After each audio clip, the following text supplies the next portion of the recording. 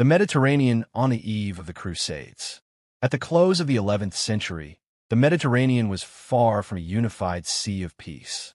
Instead, it was a mosaic of rival states and empires bound together by trade, divided by faith, and often at war. Three great civilizations dominated the region: Byzantium, heir to Rome, the vast and diverse Islamic world, and the restless, ambitious Latin West. Pilgrims, merchants, and envoys constantly crossed borders, spreading stories, goods, and grievances.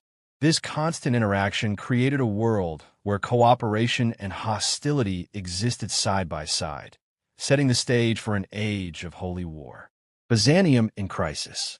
The Byzantine Empire, though culturally Greek and deeply rooted in Orthodox Christianity, was weakened by the 11th century. Its endurance had been legendary, but defeat at the Battle of Manzikert in 1071 shattered its defenses. The Seljuk Turks swept across Anatolia, the empire's vital source of taxes and soldiers. Emperor Romanos IV was captured but released with honor, a fleeting courtesy in a world soon to be defined by religious violence. Byzantium's growing desperation would soon drive it to appeal to the Latin West for aid, an appeal that changed history. The divided Islamic world. By this time, the Islamic world no longer stood under the great caliphates of old. The Abbasids in Baghdad held spiritual prestige but little real power, while regional dynasties, such as the Shura Fatimids in Egypt and the Sunni Seljuks in the east, divided authority. The Seljuks, once nomadic Turks, had risen as formidable warriors, humbling Byzantium and reshaping the Near East. Yet their rivalry with the Fatimids left the Islamic world fractured. When the First Crusade began, Jerusalem was under Fatimid control. Ironically, the very rulers who had recently restored the city, not those who had lost it. The Latin West transformed. Meanwhile, the Latin West was undergoing its own transformation. Once fragmented by local feuds, Western Europe was now experiencing population growth, agricultural expansion, and a revival of Christian devotion. Lords built military followings bound by feudal ties, while pilgrimage to holy sites such as Rome, Santiago de Compostela, and especially Jerusalem became central to religious life. Italian cities like Genoa and Venice thrived on commerce, blurring the line between trade and warfare. By the eve of the Crusade, Western knights, merchants, and pilgrims, all driven by faith, glory, or profit, were ready to look east. Pilgrimage and the birth of holy war. By the mid-11th century, pilgrimage was one of the most visible acts of Christian devotion. Families mortgaged land to fund journeys, and pilgrims braved disease, bandits, and political instability to reach sacred destinations.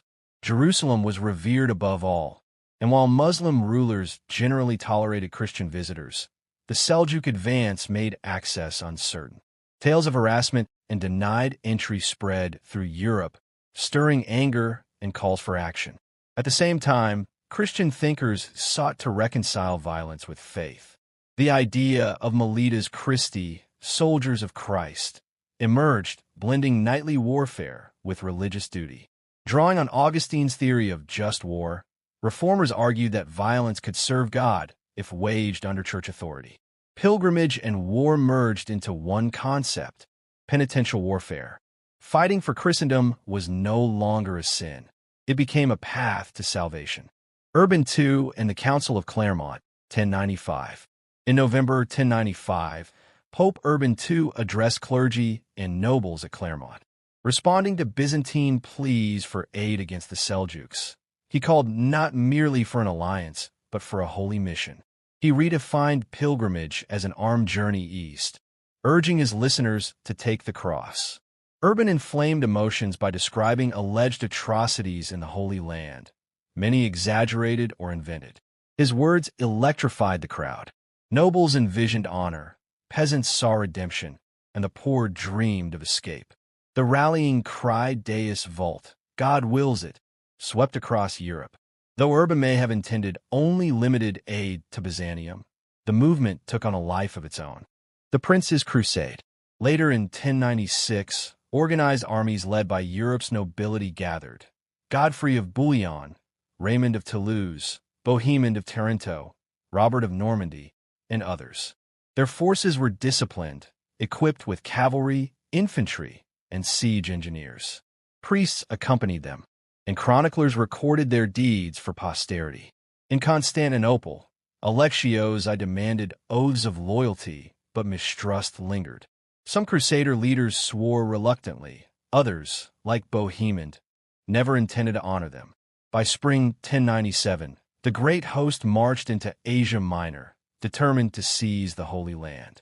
Antioch, Ordeal, and Miracle, 1097 to 1098. The siege of Antioch was one of the most grueling episodes of the Crusade. For 8 months, Crusaders endured famine, disease, and freezing winters, surviving on horse meat and scraps. Desertion spread. Finally, Bohemond arranged a secret deal with Firas, an Armenian guard, who betrayed the city. Antioch fell, but the Crusaders were immediately besieged in turn by Kerboga of Mosul.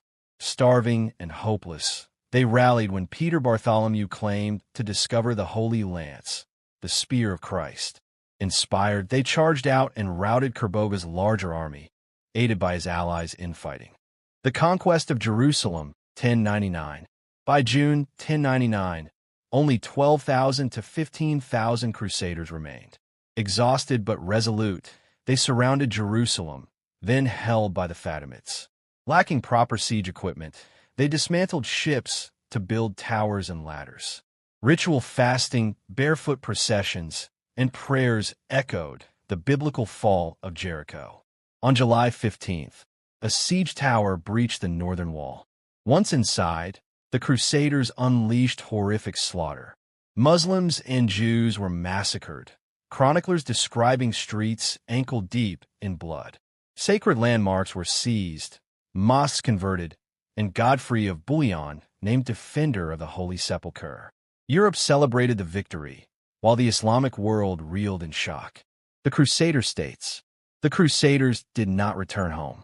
Instead, they established 4 Latin states: the Kingdom of Jerusalem, the County of Tripoli, the Principality of Antioch, and the County of Edessa. These lands beyond the sea, Outremer, adopted feudal customs but adapted to rule diverse populations of Muslims, Jews, and Eastern Christians. The military orders. To defend fragile Crusader rule, new institutions arose, the military orders.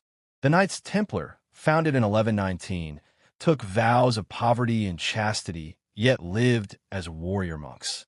Soon, they became wealthy bankers as well as soldiers. The Knights Hospitaller, originally devoted to caring for pilgrims, expanded into a formidable military power while maintaining hospitals that treated Christians, Jews, and Muslims alike.